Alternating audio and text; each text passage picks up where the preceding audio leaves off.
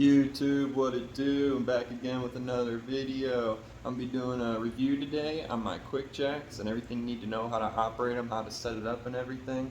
So first things first, I'm gonna need you to go to the bottom of that video and click that red subscribe button, turning red, blue, green, purple, orange, teal, yeah, it's a color, or whatever color it turns for you. And please subscribe to the channel, it helps out a lot. I'm just trying to grow some subscribers. And with that said, we'll jump right into the video. If you're thinking about buying QuickJacks, make sure you watch this to the end of the video, because in this video I will cover everything you need to know about QuickJacks, like important safety features and how not to destroy your QuickJacks. Just so you know, these are not a toy. It's very dangerous. You can hurt yourself if you're not very careful. And if you don't know what you're doing, just have a professional do it. But I'm going to teach you how to safely use the QuickJacks, how I do it, and everything you need to know. With all that said, let's jump right into the video. Yeah, so QuickJacks come with a couple things. They all come with these. They're like this hook-looking tool thing, and this just fits in this channel right there. And you can pull once you got them under the car, it helps pull the jack to the pinch welds. It's very helpful. And then they all come with these spacer blocks. They come in two different sizes. The small size and the big size, so you can see the difference. And then some of the QuickJacks actually come with wall mounts to hang your QuickJacks, but I just put them over here on the side of the ground. Yeah, here's your two different style of blocks. These come in at about 2 inches and 3/16, and these are at a height of about 3 inches, and then they're both 3 inches wide. So yeah, that's the sizes. Here's a closer look at them. They have these grooves in them to fit in the pinch welds. Yeah, these spacer blocks fit in right here on this flat surface, or right here. Make sure you don't just lift the car up on this metal. Make sure you use these spacer blocks and put them right here or right here. And then on this side, you only have one spot to put them. So yeah, anywhere in here. But the minimum would be there and the maximum length would be there.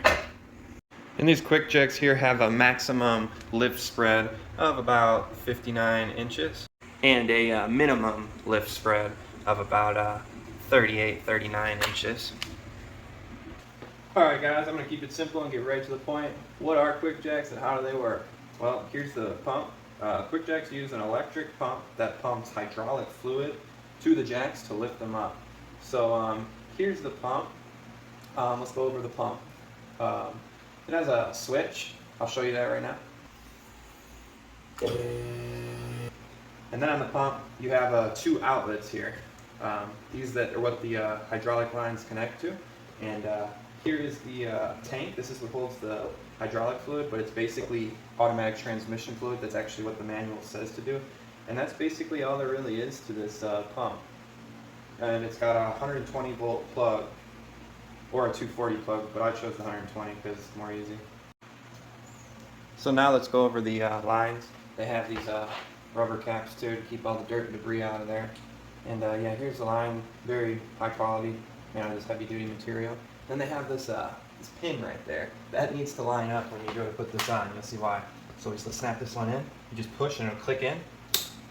If this little dot isn't lined up, you won't be able to take it off. So you want to make sure that little dot right there is lined up with that hole. When you go to take them off, if that isn't lined up, you won't be able to push it down and take it off. And then snap this top one in. And here's a quick trick.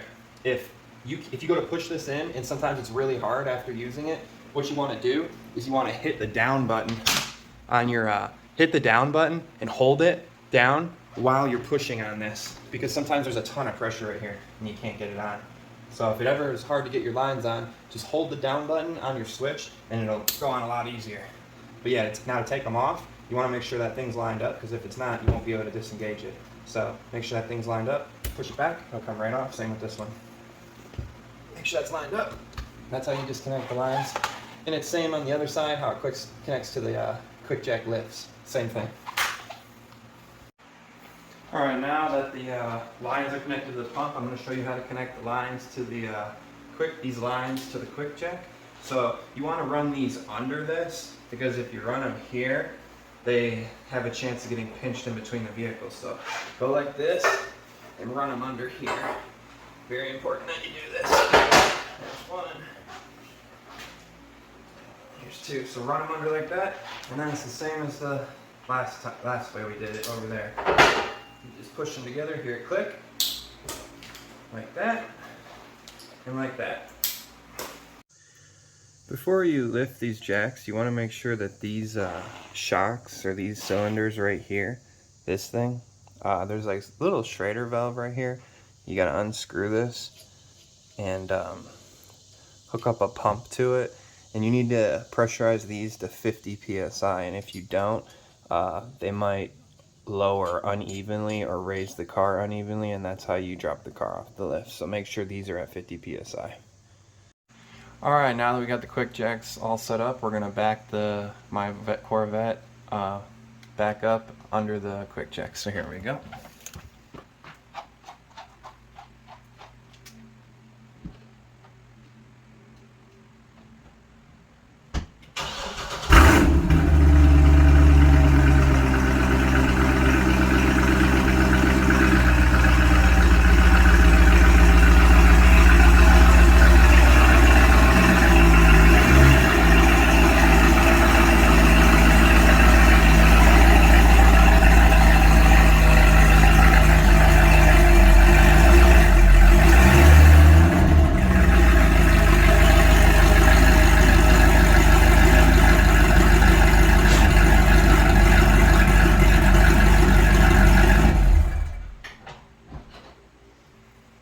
And as you can see, I didn't run over the lines.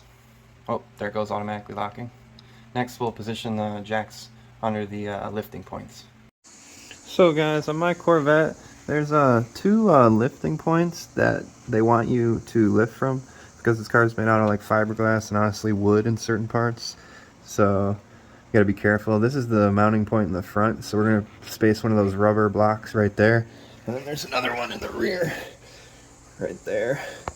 That's where they want you to put the blocks. Oh, you can see myself, my car's so clean.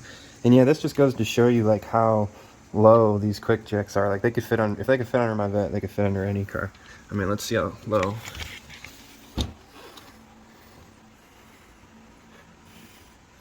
And here's the clearance, just to give you an idea. That's about 5 inches.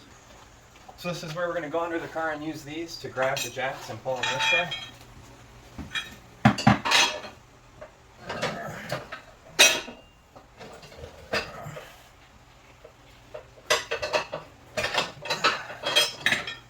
Let's see how long this takes for me to set up one side.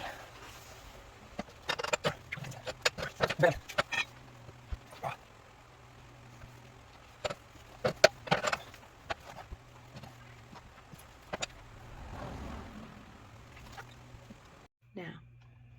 So guys, I just wanted to show you this picture. Before you lift the car, you want to make sure that the QuickJacks are positioned like this and not like this. You want to make sure they're angled like this when they're lifted all the way up, because most of the weight from the car is in the front, and you want it hanging, all the engine weight hanging right here because of the way this is angled.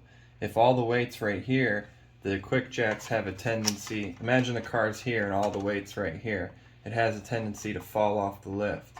So you want the jacks like this when they're lifted all the way up, so all your weight's supported right here. It's more safe. Alright guys, now that we got the jacks all set up properly under the Corvette, we're going to lift the car. Press the up button.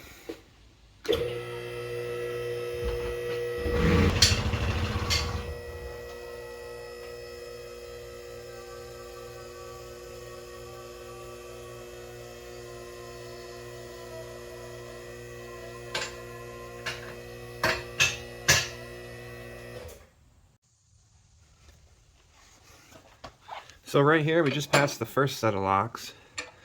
This little channel right here hooks into that mark down there, and that's how it locks in place. That's the first height setting, and we're going to go to the second height setting.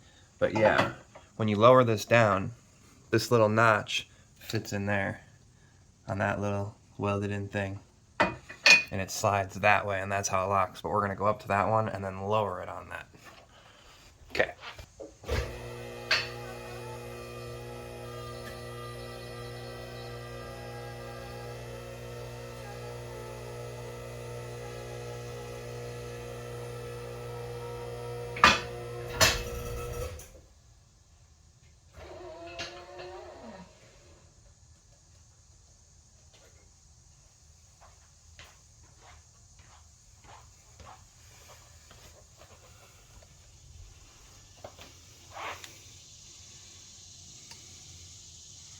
So as you can see, it's locked in place. Gives us about 2 feet of clearance. Plenty of room to do work. And here's just to show you how much room we got when you're on the creeper. Usually I'd be like, have no room, claustrophobic. But with this, I got plenty of room. It's so nice to work on stuff. Like, look at this. Get here, do an exhaust, do whatever I need. Plenty of room. Usually I'm like claustrophobic. I'm like this, trying to get something loose, but this, I got a lot more room than I would on jack stands. So this is very nice. This just shows you how much room I got.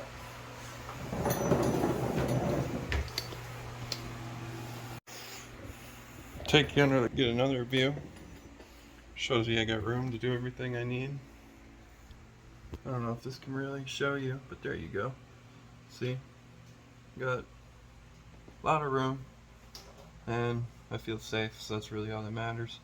Here's a view of under my vet. Look how clean that is. Got the transaxle in the rear. This is a carbon fiber leaf spring, if you guys didn't know. But yeah, this thing's never seen rain. This car is clean. But I don't know about that. That better not be oil. Looks like oil. That's not good. But yeah, look at that. No rust. Shows you all the room you got. Plenty of room to do work. So yeah, now I'll show you guys how to lower the vehicle. Alright, now I'm going to show you how to lower the car. First we're going to go up a little bit to get the car off the locks. Now the car is off the locks. And all you gotta do is lift this and then set it back down, and this little cam lobe will glide over these locks. You want to make sure this cam lobe's like that, and it'll just slide that way and lower the car. Do this on both sides. Alright, now that we got both the locks disengaged, we're gonna drop the car down.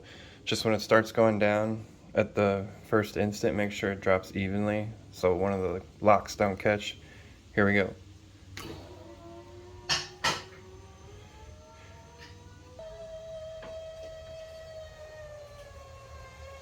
Here it goes over the second lock, or the first lock.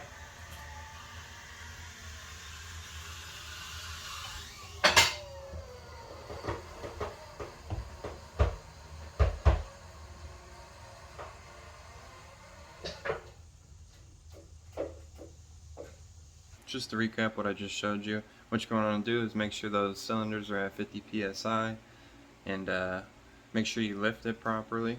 That little diagram I showed you, the right way and the wrong way to do it, right there. Make sure the jack is lifting where it shows the check mark. And next, you're going to always want to bleed the tank before you use it, and always use jack stands once you got the car lifted. And make sure the car is lowered on the locks and safe. Always shake it once it's all the way up and you start lifting it. Yeah, I highly recommend these QuickJacks. They make my life a lot easier. Probably the best $1,000 I've ever spent. I feel safe and I don't feel claustrophobic when I'm working on my car. So yeah, that's my review on these QuickJacks. I lifted my vet today for no reason today, just to show you guys how they work and review them. So please hit that subscribe button. And if you have any comments, please like, comment the video, and thank you.